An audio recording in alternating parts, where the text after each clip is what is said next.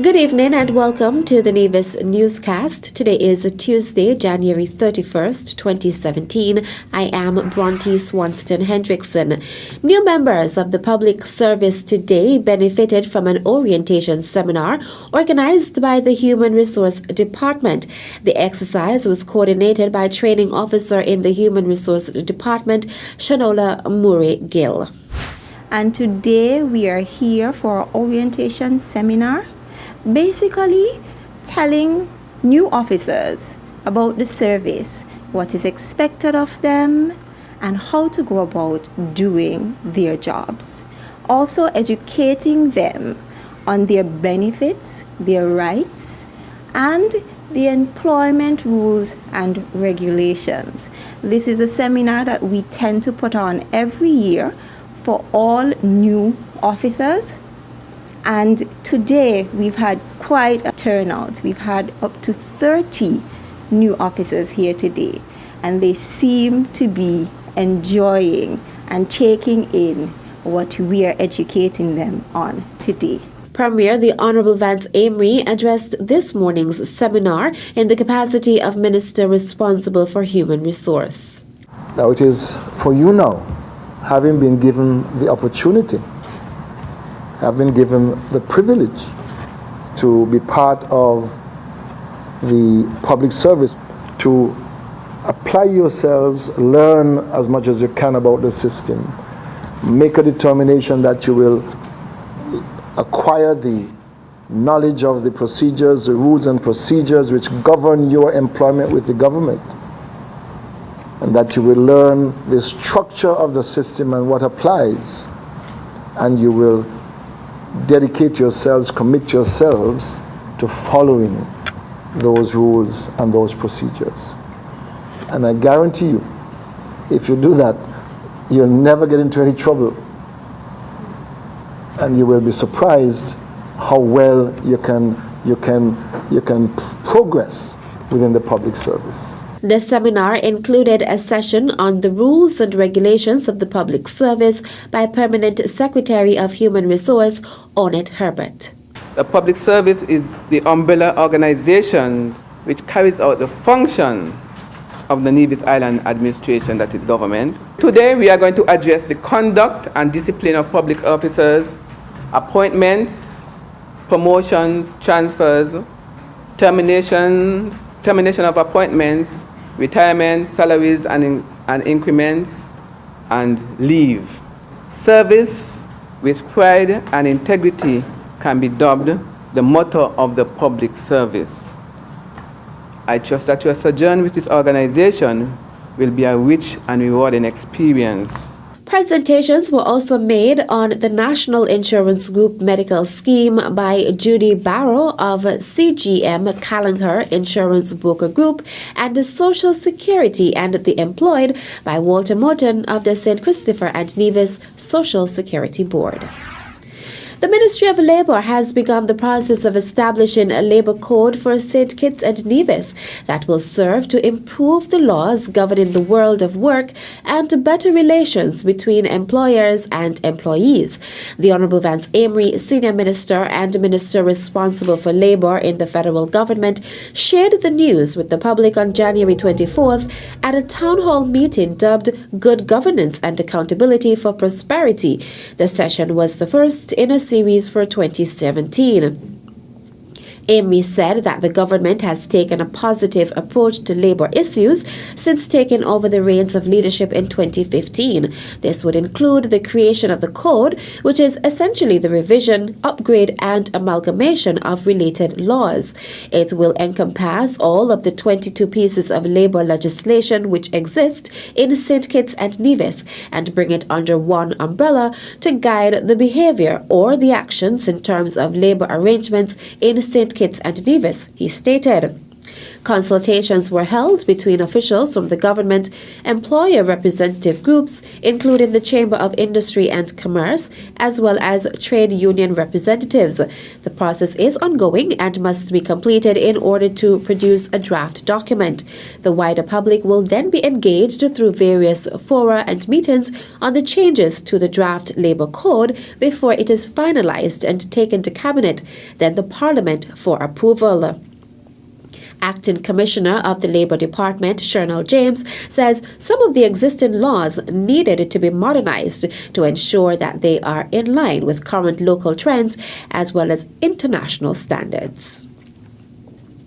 Students in school leaving classes at the Charlestown Secondary School were recently given some food for thought as they participated in the institution's annual job preparation workshop. Addressing the workshop's opening ceremony, Principal Education Officer Palsy Wilkin called on the students to examine themselves. Is your everyday behavior preparing you for your dream job? Are you keeping your grades up? Are you expecting to pass your exams, which are coming up shortly? Have you been practicing your skills? What have you been posting on Facebook? It's going to play a very important part in your job interviews when you go out there. These are things which you must keep in mind. What you do now, it will affect what happens then. Students, it's up to you. The education official also advised the students to reflect on a number of other things, as the purpose of the workshop was to help them to identify their work interest and job skill set to put them on a path toward a job that is right for them. Does your dream of the perfect job fit with your personal values? Your values come into play. What do you value most in a job? Will you explore a range of vocations, gain knowledge of the details related to the vocation that you want, that you will choose? In all things, be realistic. It must be in keeping. Think of what you want, but also what can you give? What are your health habits? How can you work toward your dream job? Wilkin used the opportunity to commend the principal and staff of the Charlestown Secondary School, particularly the School Guidance and Counseling Unit, for sustaining the job preparation workshop, which is in its 11th year. She also thanked the Nevis Electricity Company for continuing to partner with the school through the company's sponsorship of the workshop. Still to come. I am very happy that we are able to be recognized because we did do a lot of work here. The details after this break. On January 30, 2017, the Alexandra Hospital will be issuing health ID cards to all patients accessing service as part of the introduction of our Health Information System, HIS. The process is simple and will take just a few minutes. A photo will be taken of each individual accessing service, and within minutes, your card will be printed and issued. You will be required to present this card each time you access service at the outpatient department. We are craving the public's cooperation as we implement the new system, which will be of benefit to all. When fully operational, it will significantly improve the quality of service and reduce patient waiting time. Remember, the start date is January 30, 2017. Join the movement in health. I got my card. Welcome back. The Charlestown Primary School was on Monday, January 30th, awarded for the transformation the school has made to its library, so noted School Libraries Coordinator Londa Brown during a brief ceremony held yesterday at the school. Charlestown Primary School has been awarded the Hands Across the Sea Literacy Award for the school year 2016-2017. Hands Across the Sea is a U.S. non-profit organization dedicated to raising the literacy levels of children in the Eastern Caribbean. Tom and Harriet Linsky are the organization's founders. We picked one school in the Federation of St. Kitts and Nevis to win this award, and Charlestown Primary is this year's winner because you have done such an amazing job with your school library and transformed it into a child-friendly space filled with brand new books and making the floor mat with the cushions a very inviting place for children to come in and curl up and read a good book. And the award comes with $1,000 retail value worth of brand new library books. So you'll be receiving that in the 2017 to 2018 school years. So give yourself a big round of applause. 4 local organizations partner with Hands Across the Sea. We have helped about 320 schools get libraries going.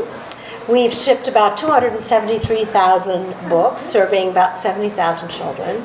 And we couldn't do this without our donors. Our major donor here in Nevis is the Four Seasons Homeowners Foundation. And our major donor in St. Kitts is the Christoph Harbor Foundation, and we're also supported by Scotiabank and by the Advancement of Children Foundation. So it is a team effort helping to promote school libraries, and we're really grateful to our partners in the Ministry of Education and here especially on Nevis with Ms. Londa Brown. Latoya Jeffers is the principal of the Charlestown Primary School. I am very happy that we are able to be recognized because we did do a lot of work here, and I want to thank you for bestowing this prestigious honor on us. I must say that it's been a few years that we've been partnering with Four Seasons homeowners, and they have always willingly given to the school, and I want to thank them publicly for always thinking of Charlestown Primary. Thank you, Mrs. Linsky, for the wonderful books that you would send to us, and we are truly grateful, and we do look forward to the new shipment. And I want to encourage you, and I want to encourage the other schools to encourage the children to read, make sure that the space is inviting for them. I know it's difficult sometimes to get them to read, but once the space is pretty and it's something that they would like to see, you have the books that they're interested in, they would always want to come. So just make sure that you encourage them to read, even if it's just a page per day, and create the space for them, the atmosphere for them, so that they would want to come and read. Hands Across the Sea promotes excellence in the advancement of literacy. The Elizabeth Pemberton Primary, St. Thomas's Primary, and Charlestown Secondary Schools also received the Hands Across the Sea Literacy Award on previous occasions. Prime Minister, the Honourable Dr. Timothy Harris, is pleased to once more update citizens and residents of St. Kitts and Nevis on matters of national interest. The Honourable Prime Minister will hold his regular press conference on Wednesday, February 1st, 2017, from 2 p.m. in the Parliamentary Lounge at Government Headquarters on St. Kitts. It will be broadcast live on national media and attended by the press corps, who are expected to ask questions for the benefit of the listening and viewing public.